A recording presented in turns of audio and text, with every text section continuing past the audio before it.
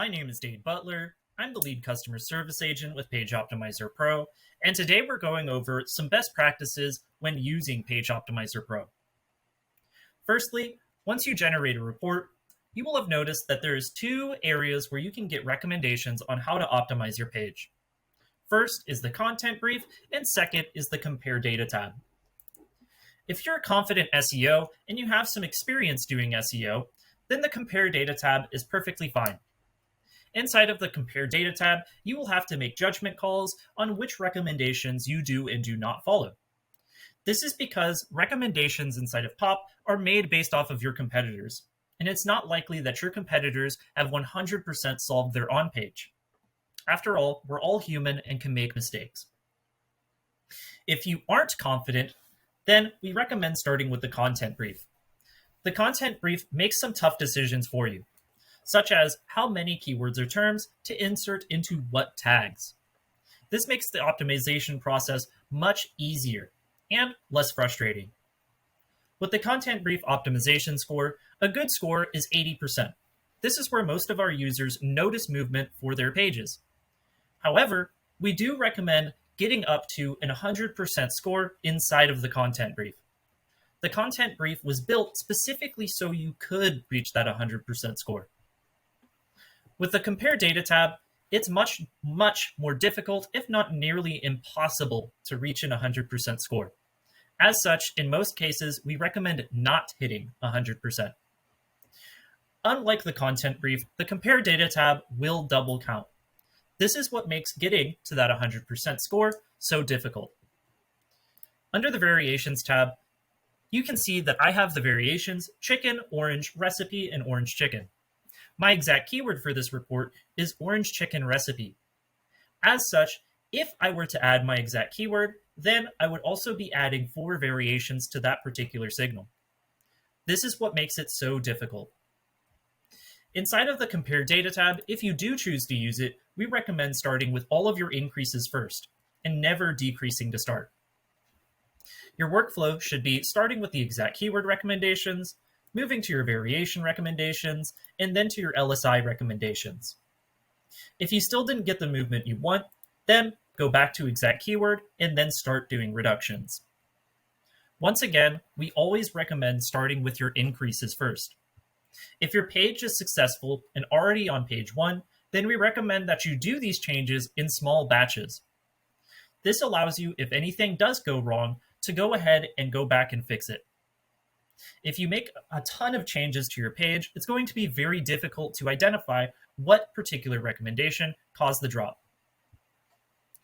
Next, for each recommendation, we recommend going ahead and reviewing that recommendation.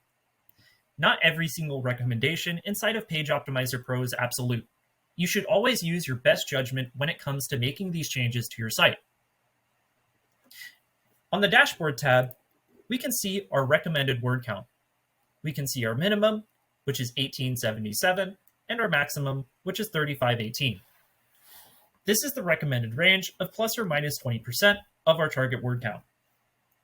If you are below your recommended target word count, i.e., if I was below 1877, like this page is, then we recommend in the Compare Data tab to use the based on your word count recommendations if you do not want to drastically increase your word count.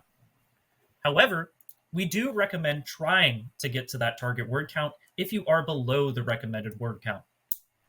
If you're above the 20% range, i.e., if we had above 3518 words, then in the Compare Data tab, we recommend using the based on your word count recommendations. These are recommendations under the assumption that you are outside of that plus or minus 20% range.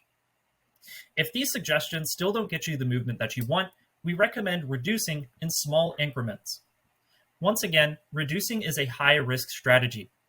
If Google sees you removing terms on your pages and it doesn't like it, then it's very likely that that will negatively impact your site. Doing any reductions, once again, we recommend doing those in small batches. This allows you to identify any problems if they do arise and resolve them quickly. Next is going to be your competitors. With your competitors, You may have noticed when you're running a pro report that your competitors are automatically chosen for you. The tool is very effective in choosing your competitors.